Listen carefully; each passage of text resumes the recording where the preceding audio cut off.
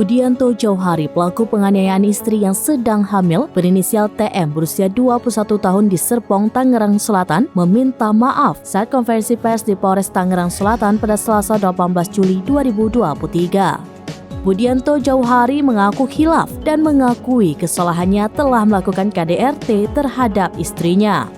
Akibat penganiayaan tersebut, TM mengalami luka parah di wajah. Wanita tersebut juga mengalami trauma mendalam. Budianto ternyata positif narkoba. Hal tersebut diketahui dari hasil tes urin Budianto yang menunjukkan bahwa dirinya positif metafetamin alias sabu-sabu. Hal ini disampaikan oleh Kapolres Tangerang Selatan, Faisal Febrianto. Faisal kemudian mengatakan Budianto diduga dalam keadaan terpengaruh narkoba saat menganiaya istrinya yang sedang hamil 4 bulan itu. Atas perbuatannya tersebut, Budianto dijerat pasal 44 ayat 1 Undang-Undang Nomor 23 Tahun 2004 tentang kekerasan dalam rumah tangga dengan ancaman 5 tahun penjara. Budianto pun ternyata merupakan seorang residivis narkoba.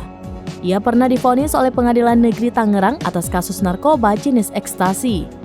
Dalam sidang putusan pada 1 Desember 2021, Budianto dinyatakan terbukti secara sah dan meyakinkan bersalah melakukan tindak pidana narkotika.